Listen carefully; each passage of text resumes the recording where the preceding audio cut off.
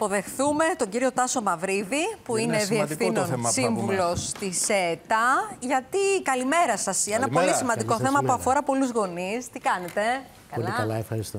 Λοιπόν, θα μιλήσουμε. Ευχαριστούμε που είστε και εδώ κιόλας. Να τα πούμε διαζώσεις, να καταλάβουμε. Ευχαριστώ για την πρόσκληση. Εμείς ευχαριστούμε. Για την πλατφόρμα, λοιπόν. Θα συζητήσουμε. Για την πλατφόρμα αυτή που έχει ανοίξει, για τους γονείς που δουλεύουν, οι μαμάδες κυρίως, και θέλουν κάπου να αφήσουν το πρωί τα παιδιά τους. Όχι μόνο να τα αφήσουν όμως στο επίπεδο του παρκάρω το παιδί εντός εισαγωγικών, αλλά και να μάθει, να κοινωνικοποιηθεί, όλα αυτά. Λοιπόν, πείτε μας τι γίνεται, γιατί υπάρχει μεγάλο ενδιαφέρον. Εγώ το θυμάμαι και από τα δικά μου τα χρόνια, όταν είχα το παιδί έτσι μικρό, που γινόταν χαμός αυτές τις πλατφόρμες. Τι γίνεται? Είναι αυτό που λέτε, ότι υπάρχει αυτή η δυνατότητα μέσα ένα πρόγραμμα του Υπουργείου Κοινωνικής Συνοχής και Οικογένειας.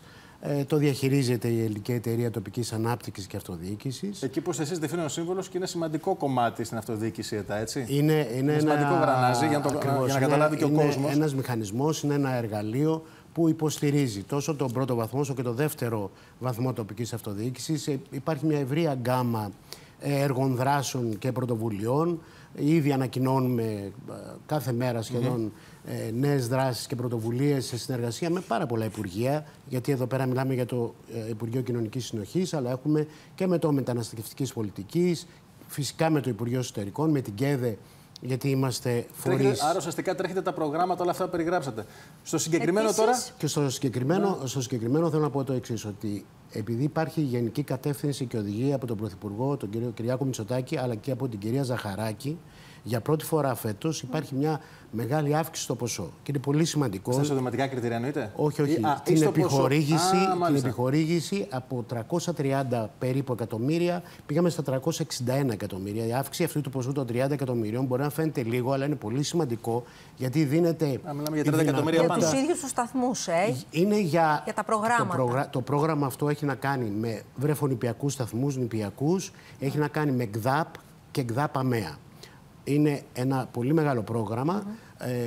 Έχει χρηματοδότηση από το Ευρωπαϊκό Κοινωνικό Ταμείο και εθνικούς πόρους. Άρα ουσιαστικά εσείς επιδοτείτε τις οικογένειες. Τις οικογένειες να πάρουν το κουπόνι, το voucher, αυτό που το λένε, και να πάνε στον παιδικό σταθμό και όλη τη χρονιά δεν θα πληρώσουν τίποτα. Ή ιδιωτικό, όπου επιλέξει, είτε είναι ΚΔΑΠ για δημιουργική απασχόληση και φυσικά και για τα άτομα με ειδικές ανάγκες. Και έχουμε και για πάνω από τα 22 ετών, είναι πολύ σημαντικό και αυτό. Και όλη αυτή η συνέργεια των Υπουργείων, φυσικά με ένα ρόλο της ΕΤΑ που έρχεται να διαχειριστεί όλες αυτές τις αιτήσεις και τους χρηματοδοτικούς πόρους, βοηθούμε αυτές τις οικογένειες όχι να παρκάρουν όπως ορθά είπατε, αλλά να υπάρχει μια φιλοξενία, να υπάρχει η δυνατότητα καταρχήν να μπουν όλοι, μια ισότιμη πρόσβαση στους παιδικούς σταθμούς και στα ΚΔΑΠ και στα ΚΔΑΠ για άτομα με ειδικές ανάγκες. Κύριε Μαυρίδη, έχετε υπολογίσει με αυτά τα χρήματα πόσοι θα είναι οι δικαιούχοι? Κοιτάξτε, εγώ με πέρσι, για παράδειγμα. Θα σας πω πέρσι, ας πούμε, ότι είχαμε ένα όφελος για την κοινωνία, για τις οικογένειες. 150.000 οικογένειες στηρίχθηκαν από αυτό το πρόγραμμα. Ερώτηση χωρίς να διακόπτουμε. Και 180.000 παιδιά. Αυτό ήθελα να πω. Άρα δηλαδή μια οικογένεια μπορεί να βάλει δύο παιδάκια. Ναι, βεβαίως. Και μάλιστα και στα κριτήρια αυτά, γι' αυτό θέλω να παρακαλέσω να είναι πάρα πολύ προσεκτικοί στην αίτηση που θα κάνουν. Μέχρι σήμερα το πρωί μπορώ να σας δώσω στοιχεία ότι είχαμε 75.000 αιτήσεις, εκ των οποίων οι 32 περίπου χιλιάδες ήταν οριστικοποιημένες. Δηλαδή τις έχουν υποβάλει. Όχι ότι πήραν το πράσινο φως 32.000. Όχι. Γιατί είναι ανοιχτή ακόμα η πλατφόρμα, θα είναι μέχρι 1η Αυγούστου, 12 η ώρα τα μεσάνυχτα, μέχρι 1 Οκτώβρη. Θέλω να είναι πάρα πολύ προσεκτικοί, να διαβάσουν πολύ προσεκτικά τους όρους. Γίνεται μόνο ηλεκτρονικά, με TaxisNet, με τις κωδικούς, να προσέξουν γιατί υπάρχουν οικονομικά κριτήρια, αν είναι πολύτεκνη οικογένεια, μονογονεϊκές. Τα μόρια που παίρνουν από όλα αυτά που περιγράφεται. Αν είναι άτομα με ειδικές ανάγκες. Όχι, γι' αυτό δίνεται και δυνατότητα να μπουν στο σύστημα, να υποβάλουν την αίτηση, μάλλον να συμπληρώσουν την αίτηση και μέχρι να μαζέψουν, γιατί γίνεται και αυτόματα, γιατί μπορεί να φαίνεται ένα απλό πρόγραμμα, δεν είναι. Πίσω υπάρχει ένα μεγάλο τεχνικό πληροφοριακό σύστημα και το ανθρώπινο δυναμικό που οφείλω να τους ευχαριστήσω Όπως θέλω να ευχαριστήσω και την κυρία Ζαχαράκη και το επιτελείο της, γιατί έχουμε μια πολύ αγαστή συνεργασία και γι' αυτό υπήρχε και η συνεννόηση για αύξηση του ποσού στα 30 εκατομμύρια, ώστε να υπάρχει μεγαλύτερη δυνατότητα συμμετοχής γονέων και φυσικά παιδιών, είτε και για τα ΚΔΑΠ είτε για τα ΑΜΕΑ στο πρόγραμμα αυτό. Να ρωτήσω κάτι, επειδή το είπατε, υπάρχουν κάποιες αιτήσεις οι οποίες είναι σε αναμονή μέχρι να οριστικοποιηθούν, δηλαδή τι περιμένουν, χαρτιά να μαζέψουν? Όλα αυτά γίνονται αυτόματα. Δηλαδή δεν μπαίνει αμέσως στο σύστημα, εντός εισαγωγικών μπαίνει, το πληροφοριακό σύστημα τραβάει δηλαδή τη δήλωση της εφορίας, το καθαριστικό, που είναι, μιλάμε για το 2023, που έχει υποβάλει. Όλα αυτά είναι ηλεκτρονικά, ή κάποιο ποσοστό αναπηρίας που θα πρέπει να φανεί για τις άλλες κατηγορίες. Και τα επισημαίνετε, όλα αυτά που λέτε εσείς. Όλα αυτά είναι ηλεκτρονικά. Που τα λέτε συνέχεια στο γραφείο σας, εδώ ο κόσμος μπορεί να με το αυτονόητο, αυτό που έχει στο μυαλό του, να τα βάλει τα χαρτιά για να πάρει το κουπόνι. Όχι, τα περισσότερα είναι σε ηλεκτρονική μορφή, γι' αυτό η αίτηση γίνεται μόνο ηλεκτρονικά. Υπάρχει βέβαια η δυνατότητα. Ευχαριστούμε και το κοντρόλ, γιατί δίνει τις πληροφορίες. Εδώ, κύριε Μαυρίδη. Μάλιστα.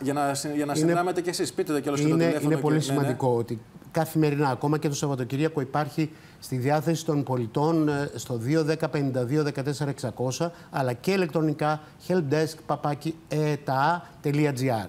Υπάρχει το ανθρώπινο δυναμικό, οι υπηρεσίες μας να πάρει πληροφορίες, να βοηθήσουν, να βοηθήσουν και στις αιτήσεις. Ακόμη και στο Σαββατοκύριακο, είπατε. Και το Σαββατοκύριακο. Γιατί τώρα ό,τι κάνουν πρέπει να κάνουν κάποιες ενέργειες για να μπορέσουν τους συμπολίτες μας να υποβάλουν σωστά την αίτηση ή οποιαδήποτε άλλη πληροφορία που θα είναι χρηστική, γιατί το θέμα είναι να υπάρχει μεγαλύτερη. Αναμένουμε περίπου στις 300.000 αιτήσεις.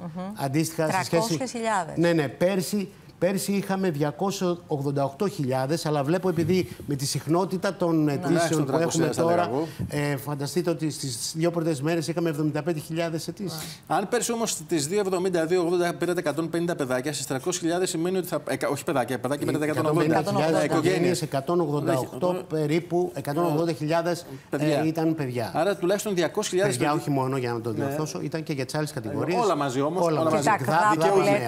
Δικαιούχοι. Άρα σημαίνει, έτσι όπως το βλέπω εγώ εκ πρώτης όψης, και με τα 31 εκατομμύρια τα παραπάνω, μπορεί να φτάσει και 200 με 220.000 παραπάνω δικαιούχους. Δεν μπορώ να το ξέρω αυτό για να δούμε λίγο τις αιτήσεις, γιατί έχουμε μπροστά ακόμα ένα μέχρι 1η Αυγούστου. Εμείς είμαστε στη διάθεση των συμπολιτών μας, όλες οι υπηρεσίες μας, να βοηθήσουμε να κάνουν πολύ ορθά την αίτηση. Θερμά, ελπίζω να βάλαμε και εμείς το δικό μας λεθαράκι. Είναι πολύ σημαντικό. Γι' αυτό θέλαμε να έρθετε εδώ πέρα, να υποθούν όλα αυτά. Όπως καταλάβατε, θα τα πούμε σε λίγες μέρες πάλι για να δούμε πού βρισκόμαστε σε σχέση με τα νούμερα και το κυριότερο, να επενθυμίσουμε στους δικαιούχους να κάνουν την αίτηση. 1η Αυγούστου τελειώνει. Ναι, συνήθως το ξέρουν βέβαια οι περισσότεροι αυτή την εποχή, αλλά έχετε δίκιο, γιατί εγώ δεν ήξερα την αναμονή κτλ. Δηλαδή αυτό που λέτε με την αίτηση. Ευχαριστούμε πάρα πολύ.